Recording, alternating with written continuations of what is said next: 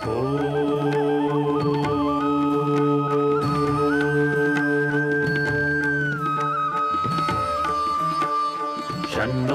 मित्रः शं वरुणः शन्नो भवत्वर्यमा शन्न इन्द्रो बृहस्पतिः शन्नो विष्णुरुक्रमः ॐ शान्ति शान्ति शान्तिः।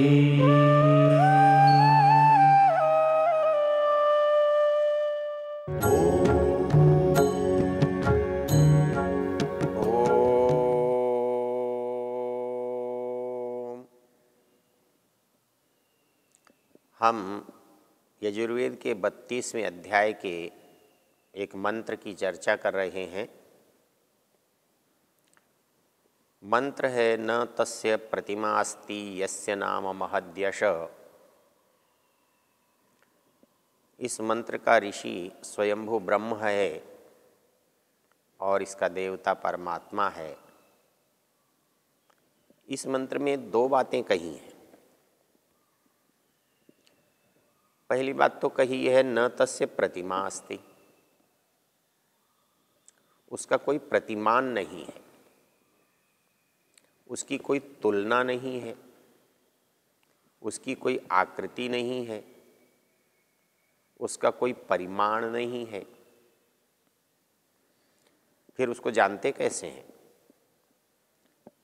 उसका जो महान यश है यही उसका नाम है।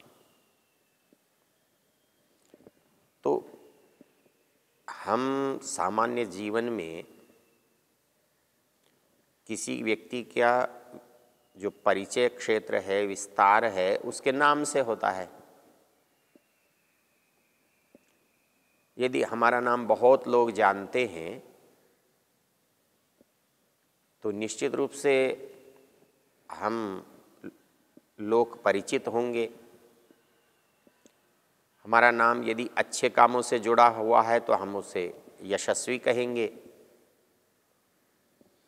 यदि किसी विशेष बुरी बात से जुड़ा है तो उसे अपयश कहेंगे। लेकिन हमको जो लोग जानेंगे वो नाम से ही जानेंगे। तो यस्य नाम महद्यशः, परमात्मा अपने यश से जाना जाता है, अपने कार्यों के विस्तार से जाना जाता है। उसका यश क्या है? उसने जो संसार में अपने सामर्थ्य को प्रदर्शित किया है ये उसका यश है। हमारे यहाँ कोई व्यक्ति बहुत सेवा करता है वो यशस्वी बन जाता है। कोई बहुत संपन्न होता है वो यशस्वी होता है। कोई दानी होता है वो यशस्वी होता है। कोई विद्वान होता है वो यशस्वी होता है। तो यशस्वी होने का अभिप्राय है आप जो जो करेंगे उससे जितने लोग परिचित होंगे वो परिचय आपका यश है। तो परमेश्वर का यश क्या है?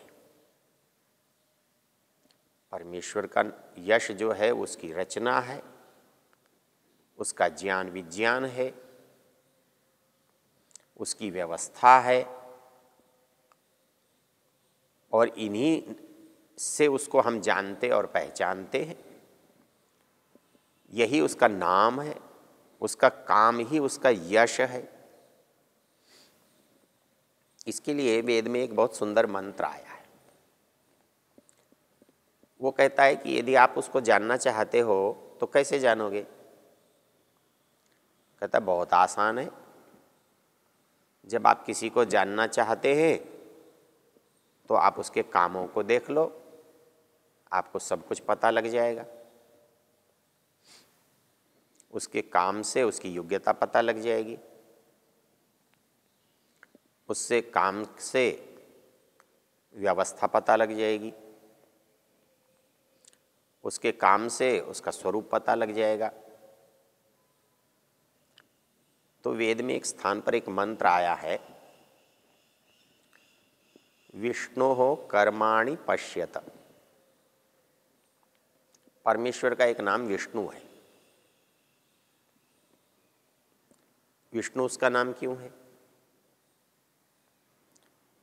विष्णु कहते हैं जो सब जगह व्याप्त है, जो सब जगह विद्यमान है, जो समस्त संसार में व्याप्त है, इसलिए परमेश्वर का नाम विष्णु है। अब व्याप्त है, दृष्टिगत तो नहीं होता है, फिर उसको कैसे जानेंगे? कहता है ये तो बहुत आसान है उसे जानना, वो जो करता है उसे देख लो। वो क्या करता है? विष्णु कर्माणि पश्यत। उस परमेश्वर के जो कर्म है उसे देखो, जो परमेश्वर की क्रिया है उसे देखो, परमेश्वर की जो रचना है उसे देखो, तो पता लग जाएगा कि वो कौन है। कैसे पता लगेगा? उसके कर्म से हमें क्या पता लगेगा? मंत्र में एक शब्द आता है, यतो व्रतानि पस्पशे। जहाँ से उस परमेश्वर के, विष्णु के व्रतों का पता लगता है। सामान्य रूप से व्रत शब्द जो है वो किसी चीज़ को न खाने के लिए, न करने के लिए माना जाता है। व्रत दोनों तरह का हो सकता है, अर्थात मैं प्रतिदिन व्यायाम करूंगा, प्रतिदिन स्वाध्याय करूंगा, ये भी हो सकता है। या इसका दूसरा हो सकता है कि मैं झूठ नहीं बोलूंगा, मैं चोरी नहीं करूंगा, ये भी व्रत हो सकता है। तो व्रत है वो जिसका चुनाव किया गया, जिसका निर्णय किया गया, जिसका निश्चय किया गया। तो कहता है विष्णोः कर्माणि पश्यत। संसार में उस परमेश्वर के कर्मों को देखो, उसके कर्मों को, उसकी क्रियाओं को देखने से व्रतानि पस्पशे। ये पस्पशे शब्द बड़ा रोचक है। ये संस्कृत में बहुत स्थानों पर काम में आता है। इसके लिए एक महाकाव्य में एक सुंदर प्रयोग है, शब्द विद्येव नो भाति राजनीतिरपस्पशा। संस्कृत का काव्य है शिशुपाल वध। उसमें राजनीति की विशेषताओं को बताते हुए कहा है, पस्पश रहित राजनीति शोभायमान नहीं होती, सफल नहीं होती, अच्छा परिणाम देने वाली नहीं होती। कैसे? इसका एक उदाहरण दिया, शब्द विद्येव, शब्द शास्त्र के समान। अब शब्द शास्त्र में क्या चीज़ है?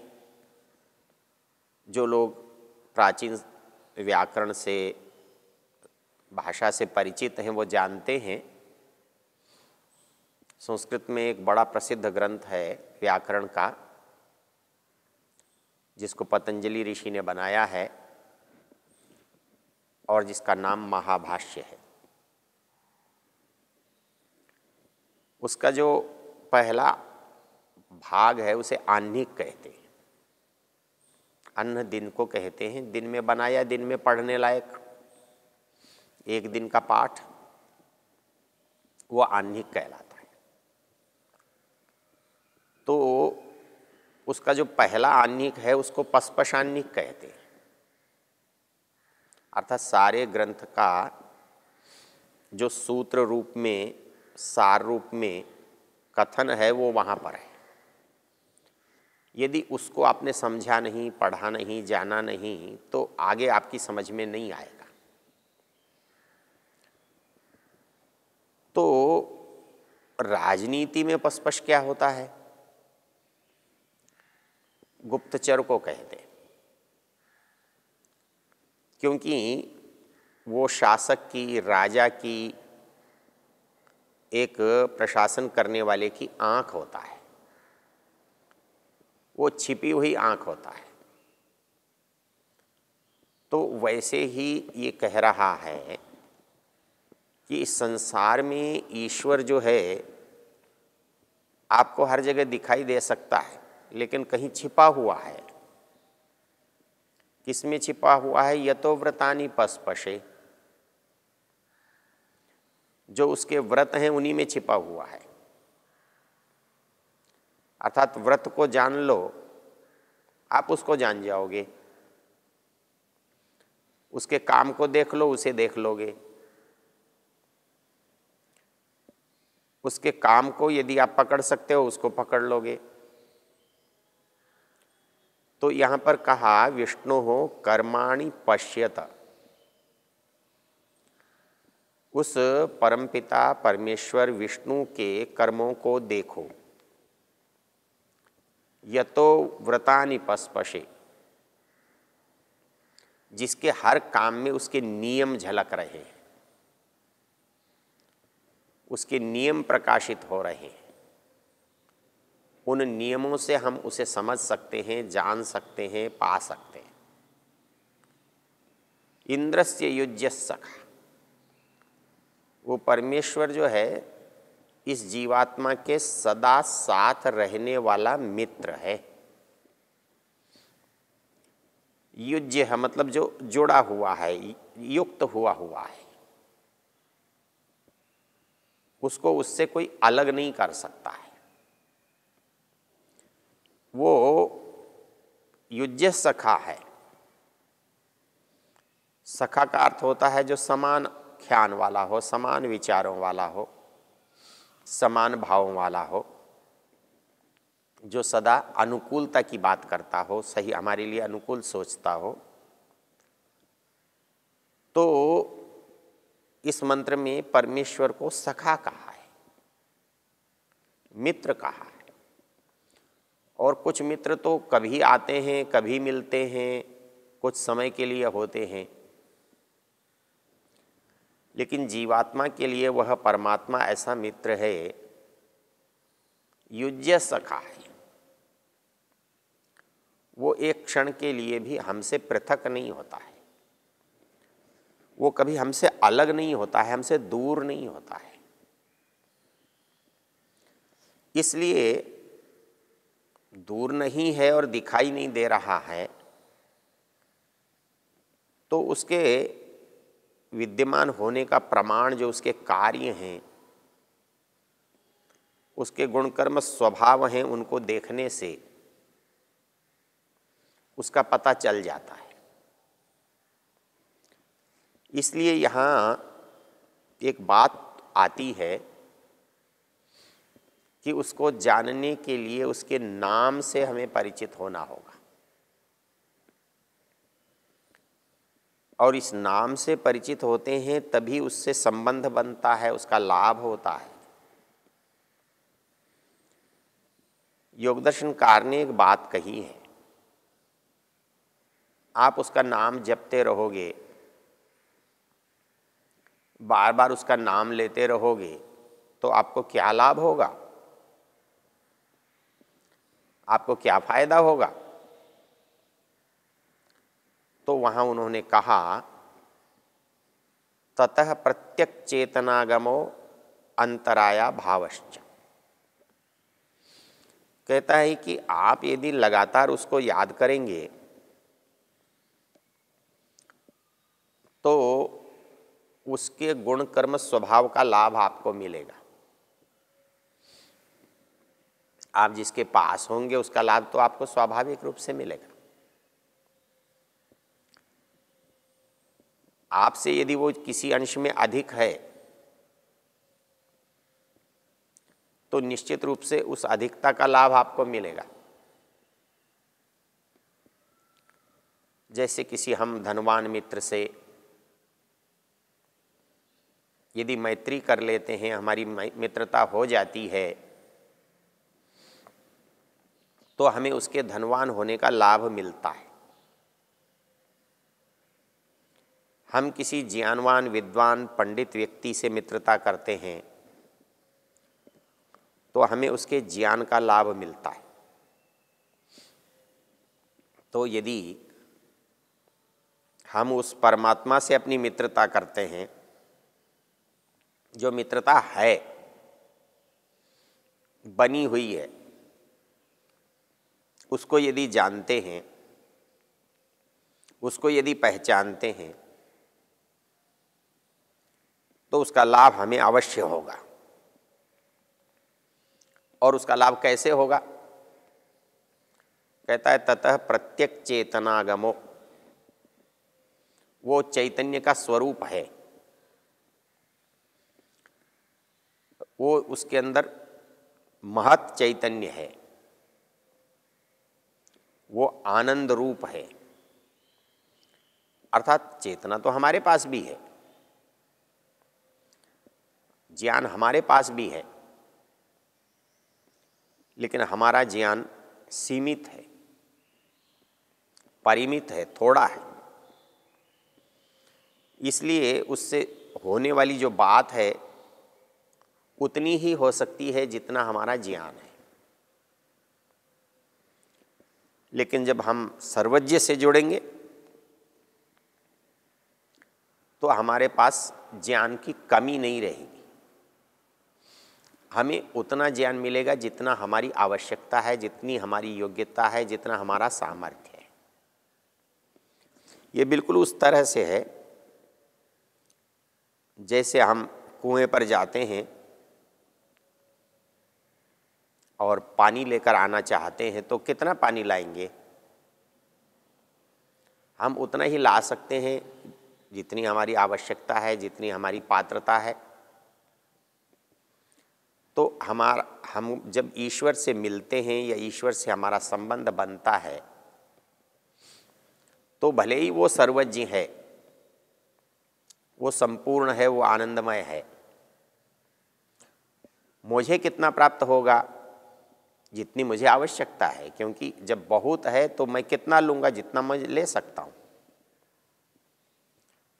मैं कितना लूँगा? जितना मुझे प्राप्त हो सकता है, जितनी मेरी पात्रता है, जितनी मेरी क्षमता है। इसलिए मनुष्य जब उपासना करता है, परमेश्वर से संपर्क करता है, तो उसको चेतना की प्राप्ति होती है और अंतराया भावश्च, उसके जीवन के विघ्न समाप्त होते हैं। ये नाम स्मरण का लाभ है।